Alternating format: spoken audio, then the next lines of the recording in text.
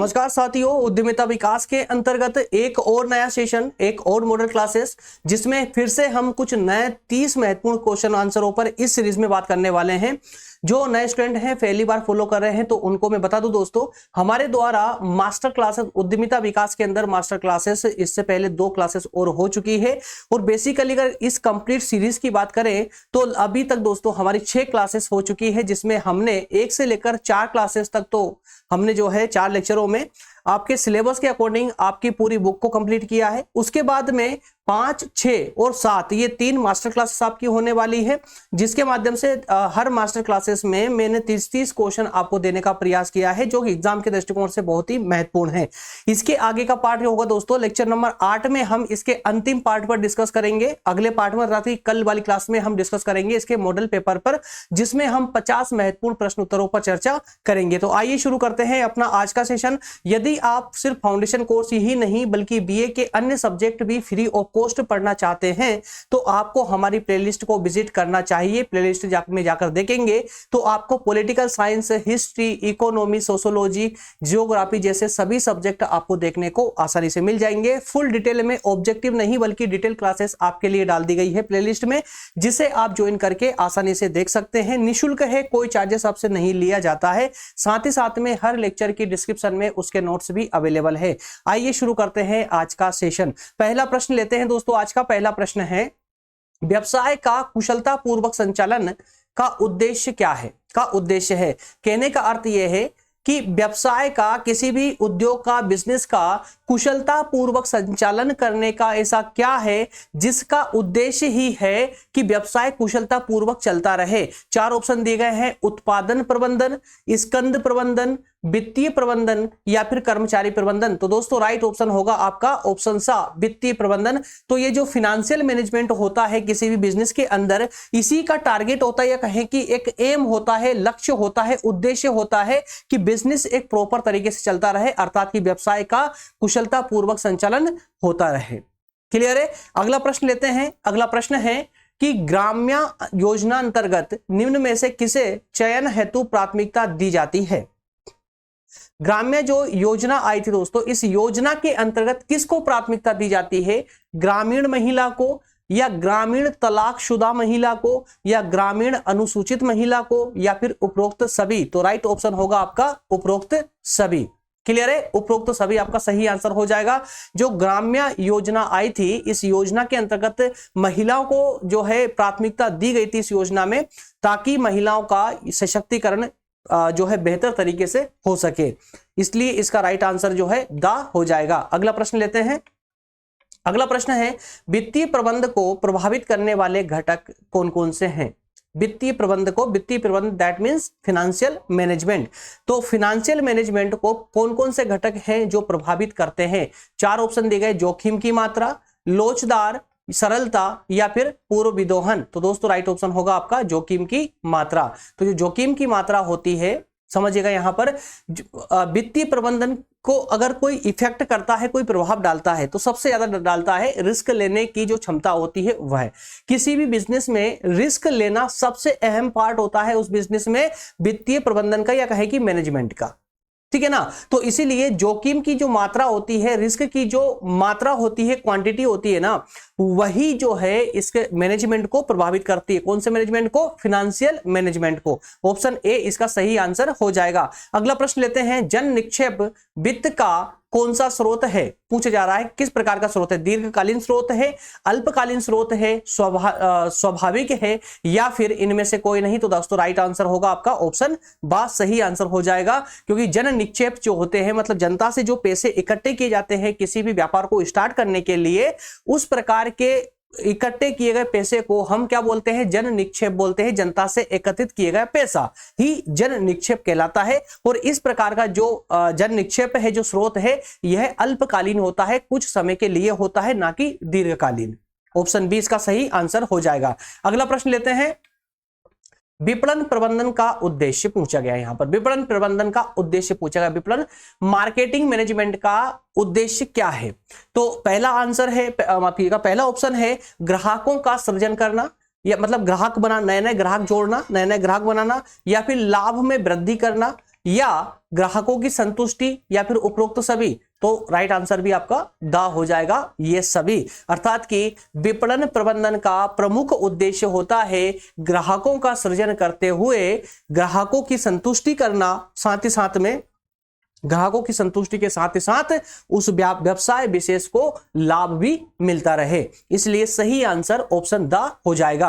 अगला प्रश्न लेते हैं, विपणन प्रबंधन पर किया गया व्यय क्या कहलाता है? विपणन प्रबंधन पर अर्थात कि किसी भी प्रकार की जो मार्केटिंग मैनेजमेंट होता है उस मैनेजमेंट पर किया गया जो खर्च होता है वह क्या कहलाता है? धन का विनियोजन कहलाता है या धन की बर्बादी कहलाता है, ग्राहकों पर भार कहलाता है या मूल्यों में वृद्धि? तो दोस्तों राइट आंसर आपका ओ ए हो जाएगा, ठीक है ना, ऑप्शन ए आपका सही हो जाएगा।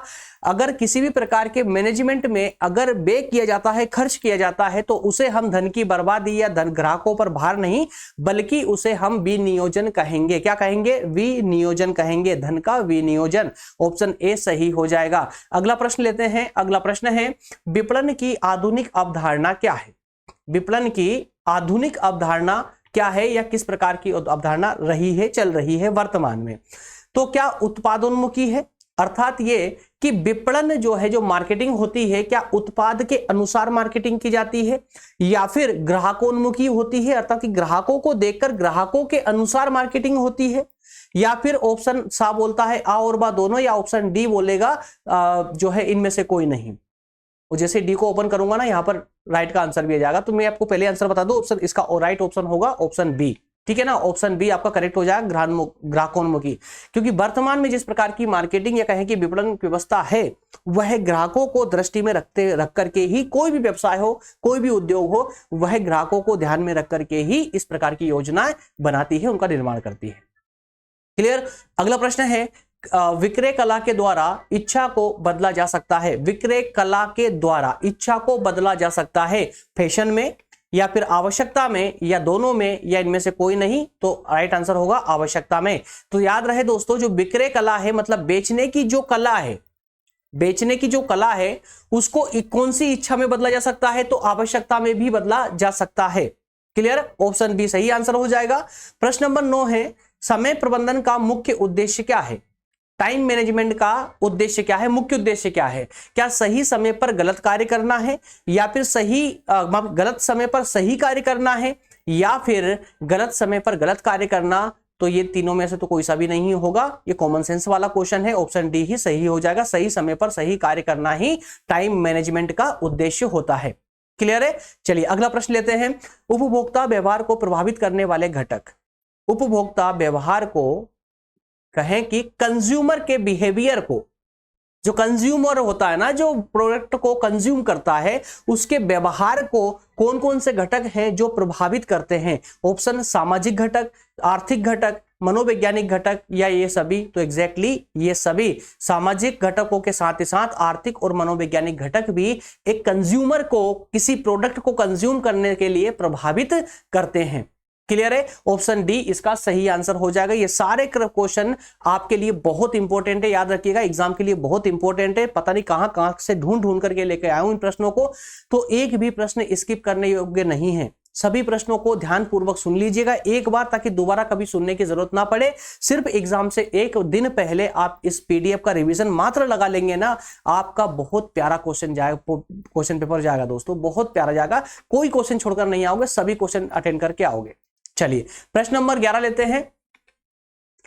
एमपीएफसी, एमपीएफसी का पूरा नाम क्या है?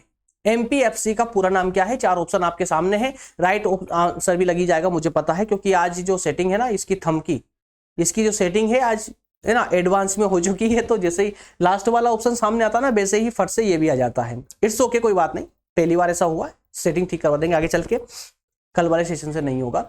तो एमपीएफसी का फुल फॉर्म पूछा गया है। अगर हिंदी में ही हम बात करें तो मध्य प्रदेश वित्त निगम इसको हम कहते हैं। क्या कहते हैं? हिंदी माफ कीजिए, मध्य प्रदेश वित्त निगम। और इंग्लिश में अगर बात करें तो मध्य प्रदेश फाइनेंस जो है काउंसिल इसको कह सकते हैं, या कॉर्पोरेशन कह सकते हैं, कॉर्पोरेशन, ठीक है ना। तो Madhya Pradesh financial corporation. Clear है। तो इसका चलिए स्थापना वगैरह की हम बात अगले क्वेश्चनों में करेंगे, क्योंकि अभी 2-3 क्वेश्चन इसी को लेकर के हैं। मध्य प्रदेश वित्त निगम का मुख्यालय कहां पर है? बहुत प्यारा क्वेश्चन है, याद रखिएगा आप लोग। तो मध्य प्रदेश जो वित्त निगम है, एमपीएफसी है, इसका मुख्यालय कहां पर है? इंदौर में है, भोपाल में है, जबलपुर में है, या फिर कहीं और? तो मैं राइट आंसर बता दूं आपको, इसका राइट आंसर होगा ऑप्शन ए, इंदौर में मध्य प्रदेश निगम का मुख्यालय अवस्थित है। क्लियर है? ऑप्शन ए सही हो जाएगा। अगला प्रश्न लेते हैं। अनुसूचित बैंकों के कार्य पूछा गया है। अनुसूचित बैंकों के क्या क्या कार्य होते हैं? तो ये तो जिसकी भी इकोनॉमी अपने सब्जेक्ट में है उसको सबको पता है कि अनुसूचित और गैर अनुसूचित बैंक क्या क्या होती है। अनुसूचित बैंकों के कार्य क्या होते हैं और ऐसा कौन सा काम है जो अनुसूचित बैंक कर सकती है लेकिन गैर अनुसूचित बैंक नहीं कर सकती है, ये संभवतः जानते हैं। लेकिन यहाँ पर ये चूंकि पर्यावरण हम पढ़ रहे हैं, माफ कीजिए उद्यमिता विकास पढ़ रहे हैं, तो यहां पर कॉमन से सवाल आपसे पूछे जाएंगे जो डायरेक्टली प्रत्यक्ष रूप से एक उद्यमी से संबंधित होंगे। तो अनुसूचित बैंकों के कार्य आपसे पूछा गया है, क्या निक्षेप स्वीकार करना मतलब जमा स्वीकार करना है इसका कार्य? एग्जैक्टली है ना। ऋण प्रदान करना, क्या अनुसूचित बैंक के ऋण देती है? जी हां देती है। इसके अलावा एजेंसी संबंधी कार्य करती है क्या? एग्जैक्टली करती है। इसका मतलब क्या होगा? ऑप्शन द ही हमारा सही आंसर होगा, उपरोक्त सभी। उपरोक्त सभी, ठीक है ना, उपरोक्त सभी इसका सही आंसर हो जाएगा, उपरोक्त सभी ऑप्शन द करेक्ट हो जाएगा। अगला प्रश्न है, बैंक साधारणतः निम्न में से किस मद पर ऋण देती है? तो बैंक का पूछा गया कि सामान्य तौर पर अगर देखा जाए तो किस मद पर वह बैंक जो एक बैंक ऋण देती है अपने ग्राहक को? क्या प्लांट एवं मशीनरी के आधार पर लोन देती है, या भूमि और भवन के आधार पर लोन देती है, या कार्यशील पूंजी के आधार पर लोन देती है, या सभी पर? तो दोस्तों आप समझ सकते हैं प्लांट मशीनरी, भूमि भवन और कार्यशील पूंजी, इन तीनों ही के आधार पर लोन एक कोई भी बैंक एक ग्राहक को देती है। इसलिए सही आंसर आपका ऑप्शन द करेक्ट हो जाएगा, सही आंसर द हो जाएगा, ठीक है ना। Right answer is option D. Clear है? अगला प्रश्न है, बैंकिंग का अर्थ क्या होता है? बैंकिंग का अर्थ क्या होता है? जमा स्वीकार करना, अल्पकालीन, एजेंसी संबंधी कार्य करना, उपरोक्त सभी। तो एग्जैक्टली दोस्तों उपरोक्त सभी। अल्पकालीन मतलब अल्पकालीन जमा स्वीकार करना, है ना, अल्पकालीन जमा स्वीकार करना। सही आंसर डी ही होगा, क्योंकि एक बैंक का काम जमा को स्वीकार करना तो होता ही होता है, साथ में अल्पकाल के लिए जमा स्वीकार करना भी होता है, दीर्घकाल के लिए जमा स्वीकार करना भी होता है, एजेंसी संबंधी कार्य करना भी होता है। क्लियर है? चलिए अगला प्रश्न लेते हैं। अंश पूंजी का प्रकार पूछा गया है। अंश पूंजी का प्रकार, अंश पूंजी का प्रकार समता अंश, पूर्वाधिकार अंश, या परिवर्तनशील अंश, परिवर्तनशील पूर्वाधिकार अंश, या फिर उपयुक्त सभी। अब यह ध्यान ये दीजिएगा दोस्तों कि अंश पूंजी तो ठीक है ना, शेयर वैल्यू का शेयर पूंजी का पूछा गया है, तो ये समता पूर्वाधिकार अंश या परिवर्तनशील पूर्वाधिकार अंश क्या होते हैं, ये कैसे पता चलेगा?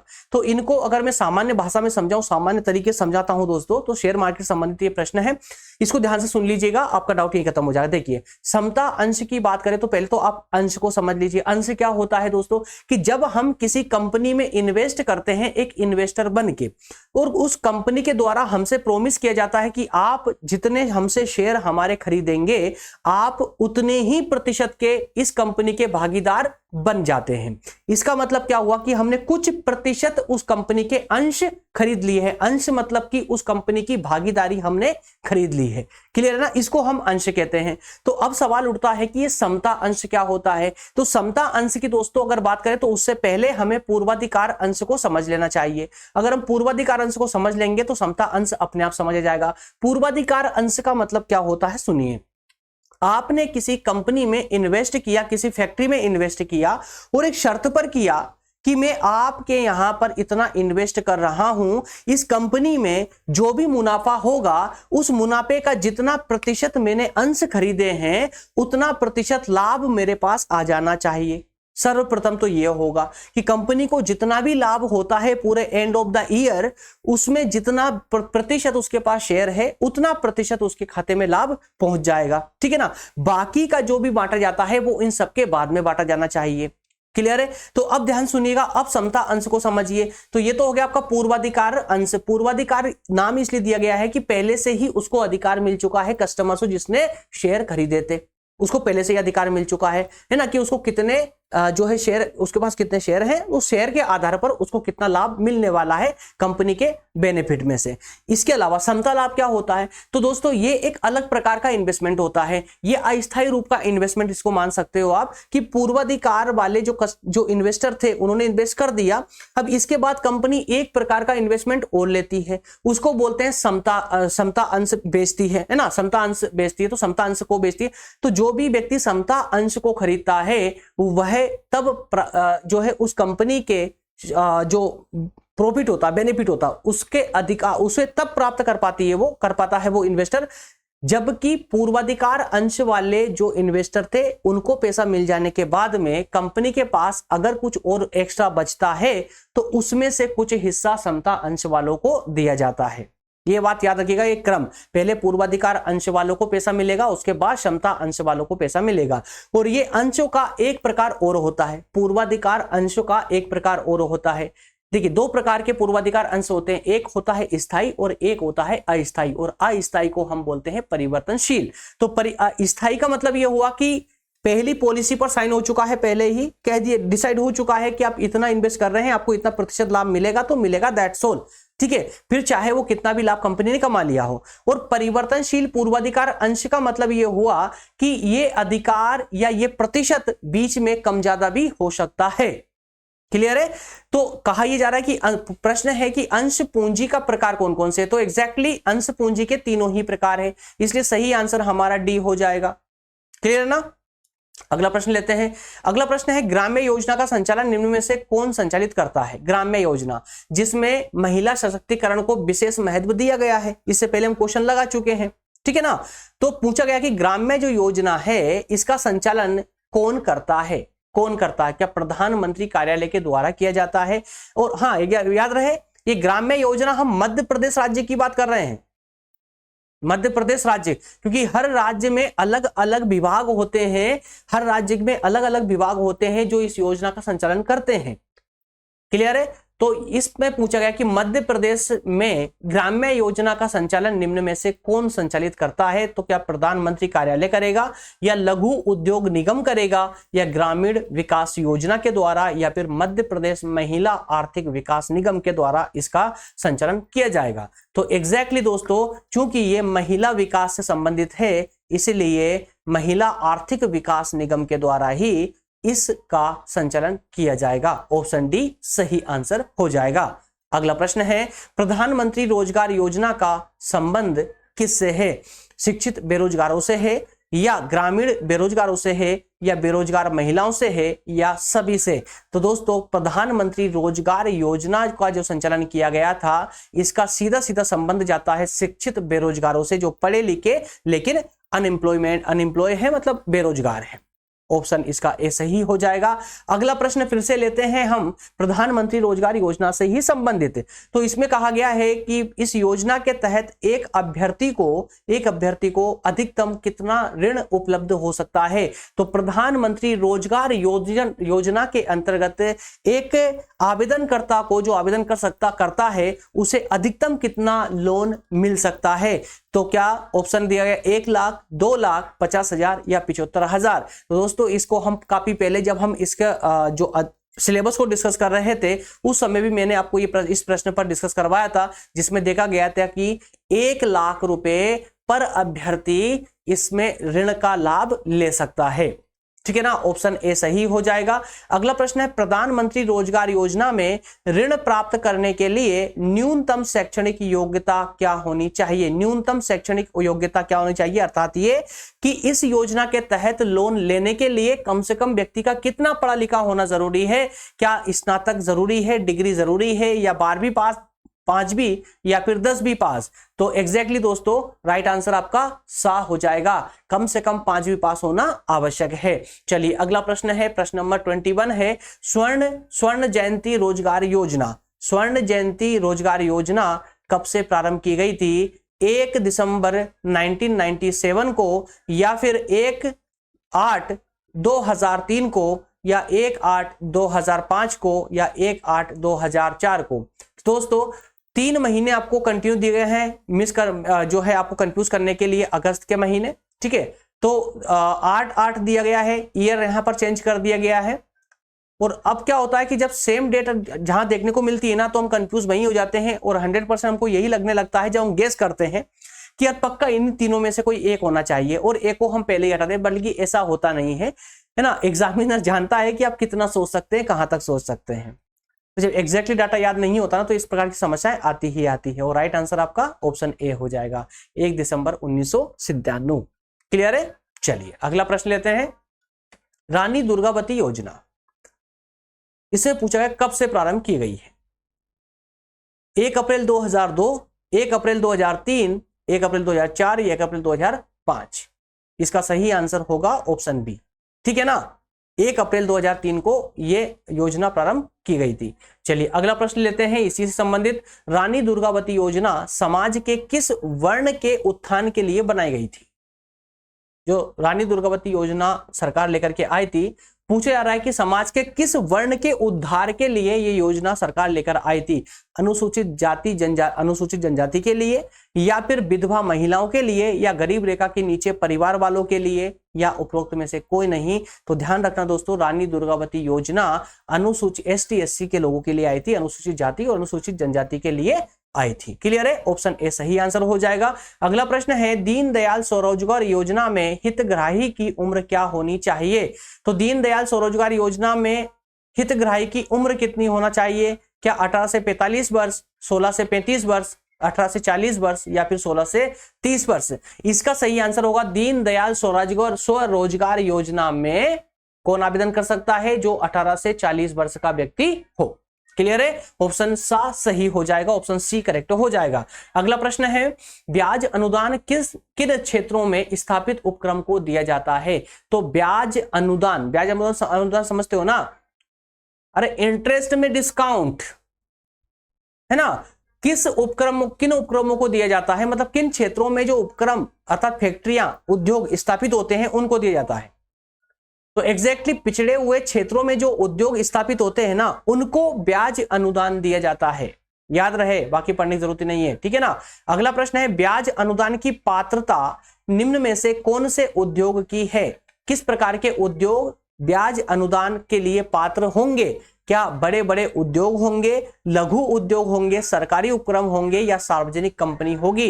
एग्जैक्टली जो लघु उद्योग है, छोटे छोटे उद्योग धंधे हैं, उनको ही ब्याज अनुदान की पात्रता प्राप्त है। ऑप्शन बी सही आंसर हो जाएगा। अगला प्रश्न है, प्रेरणाएं होती है, मानसिक होती है, शारीरिक होती है, आर्थिक होती है, या फिर सामाजिक होती है? तो दोस्तों जो प्रेरणाएं जो हमें प्राप्त होती है, ये मानसिक, शारीरिक, आर्थिक तो किस्म की हो सकती है, लेकिन ध्यान रहे कहां से प्राप्त होती है? भाई समाज से प्राप्त होती है। इसीलिए इसका प्रथम पक्ष जो होता है सामाजिकता का, इसलिए हम कह सकते हैं कि प्रेरणा किस प्रकार की होती है? सामाजिक होती है। क्लियर है? तो सामाजिक प्रभाव ही एक व्यक्ति के ऊपर प्रेरणादायक रूप से प्रभाव डाल सकता है। चलिए अगला प्रश्न लेते हैं, प्रेरणा दी जाती है किस किस को? प्रेरणा दी जाती है सिर्फ उद्यमियों को प्रेरणा दी जाती है, या सिर्फ श्रमिकों को दी जाती है, प्रबंधकों को दी जाती है, या सभी को दी जाती है? दोस्तों याद रहे, उपयुक्त सभी को प्रेरणाएं दी जाती है। चलिए अगला प्रश्न है, अगला प्रश्न, महिला उद्यमियों के लिए प्रेरणा, महिला उद्यमियों के लिए क्या प्रेरणा है? प्रेरणा की जो व्यवस्था की गई है, किस प्रकार की प्रेरणाएं महिला उद्यमियों के लिए व्यवस्थित की गई है या व्यवस्था की गई उनके लिए? क्या शिक्षा सहायता की प्रेरणा महिलाओं को प्राप्त होती है, या वित्त सहायता की प्रेरणा महिलाओं को है, या फिर तकनीकी सहायता की, या फिर सभी की? तो दोस्तों महिलाओं को आज आगे बढ़ाने के लिए, महिला सशक्तिकरण को बढ़ावा देने के लिए शिक्षा, वित्त और तकनीकी संपूर्ण प्रकार की सहायता जो है सरकार के द्वारा महिला उद्यमियों को प्रदान की जा रही है प्रेरणा के रूप में। इसलिए इस क्वेश्चन का सही आंसर जो है ऑप्शन डी करेक्ट हो जाएगा, ऑप्शन डी सही हो जाएगा, उपयुक्त सभी। चलिए अगला और आखिरी प्रश्न लेते हैं, अल्पकालीन वित्तीय स्रोत नहीं है। अल्पकालीन पूछा गया कौन से वित्तीय स्रोत? जहां से वित्त, एक उद्योग जहां से अपने उद्योग के लिए, उद्योग संचालन के लिए पैसा एकत्रित करता है, तो जहां से करता है ना उसको हम स्रोत कहते हैं। तो यहां पूछा गया कि वित्तीय स्रोत मतलब पैसा इकट्ठा करने की वो स्रोत, कौन से स्रोत अल्पकालीन नहीं है? जो तीन, इनमें से दोस्तों दो अल्पकालीन है और एक अल्पकालीन नहीं है। देखिए जन निक्षेप हमने प्रश्न में पढ़ा था, ये अल्पकालीन अल्पकालीन वित्तीय स्रोत है जन निक्षेप, तो ये हमारा आंसर नहीं होगा। व्यापारिक साख या अंश पूंजी या इनमें से कोई नहीं। तो दोस्तों अल्पकालीन वित्तीय स्रोत नहीं है जन निक्षेप। फ्रेंड्स क्वेश्चन गलत है ये, इसमें ऑप्शन गलत है। इसका सही आंसर होगा इनमें से कोई नहीं, क्योंकि व्यापारिक साख और अंश पूंजी इस क्वेश्चन को थोड़ा ध्यान सुन लीजिएगा, क्वेश्चन भी गलत है, उसको ऑप्शन भी कुछ अजीब ही दिए गए हैं। ध्यान सुनिए एक बार क्वेश्चन को। देखिए पूछा ये जा रहा है कि अल्पकालीन वित्तीय स्रोत नहीं है, जो नहीं होगा ना, अल्पकालीन वित्तीय स्रोत नहीं होगा, वो हमारा आंसर होना चाहिए। तो जब जन निक्षेप की बात करते हैं तो ये तो हमारा अल्पकालीन वित्तीय स्रोत है, क्योंकि जनता का जो पैसा हमारे उद्योगों में जमा होता है, बैंकों में जमा होते हैं, तो वो अल्प समय के लिए होता है, लघु जो है दीर्घ समय के लिए नहीं, ठीक है ना। तो इसलिए ये तो हमारा आंसर हो नहीं सकता, ये गलत है। इसके बाद में व्यापारिक साख। अब व्यापारिक साख की बात करें तो एक बिजनेस लोन। अब बिजनेस लोन दोस्तों अल्पकालीन और दीर्घकालीन दोनों ही प्रकृति का हो सकता है, लेकिन हाँ एक तरह से हम कह सकते हैं कि व्यापारिक जो लोन होता है, जो साख होती है ना, ये दीर्घकालीन स्रोत होती है, दीर्घकालीन स्रोत होती है। इसलिए हमारा इसका राइट आंसर ये भी ऑप्शन बा सही हो सकता है, ऑप्शन बा भी सही हो सकता है। अंश पूंजी बिल्कुल नहीं होगी, ये भी अल्पकालीन जो है हमारे वित्तीय स्रोत है, ठीक है ना। तो इसका आंसर या तो आपका ऑप्शन बी आप टिक मार सकते हैं, और इसको भी अगर आप इग्नोर करना चाहें तो ऑप्शन दा भी आपका आंसर हो सकता है, कोई कंफ्यूजन नहीं होगी। एग्जाम में बेसिकली इस प्रकार के कंफ्यूजन वाले क्वेश्चन नहीं आते हैं, मतलब एक में दो आंसर वाले नहीं आते हैं, और आ जाते हैं तो एग्जाम के बाद में इस प्रकार के क्वेश्चन काट दिए जाते हैं और आपको उसके सही नंबर, पूरे नंबर ऐसे ही प्राप्त हो जाते हैं, चाहे आपने उसको अटेम्प्ट करा हो या ना करा हो। क्लियर है? चलिए, तो इसी के साथ दोस्तों हमारी ये मास्टर क्लासेस वाला सफर भी होता है कंप्लीट। अगले सेशन में उद्यमिता विकास में मात्र एक लेक्चर और बचा है। कल वाले सेशन में हम 50 क्वेश्चन आंसरों वाला एक मॉडल पेपर डिस्कस करेंगे, जिसमें 50 महत्वपूर्ण क्वेश्चनों पर चर्चा करेंगे। क्लियर है फ्रेंड्स? जो भी नए छात्र हैं जो पहली बार हमको देख रहे थे, उनको फिर से मैं याद दिला दूं, या नहीं सुना हो, बीच में क्लास ज्वाइन की हो, तो मैं आप लोगों को बता दूं, हमारे द्वारा बीए के ऑलमोस्ट सभी विषय आप लोगों को पढ़ाए जा रहे हैं, जिन सभी की लिंक आपको हमारी प्लेलिस्ट में मिल जाएगी, ठीक है ना। प्लेलिस्ट में जाइएगा, और इसके अलावा डिस्क्रिप्शन में जाइएगा, तो डिस्क्रिप्शन से आपको टेलीग्राम और व्हाट्सएप ग्रुप की लिंक मिल जाएगी, जहां पर आपको डेली नोटिफिकेशन हमारी क्लासेस के प्रॉपर तरीके से मिलते रहेंगे। मिलते हैं दोस्तों अगले सेशन में, आज बस यहीं तक। Thank you so much.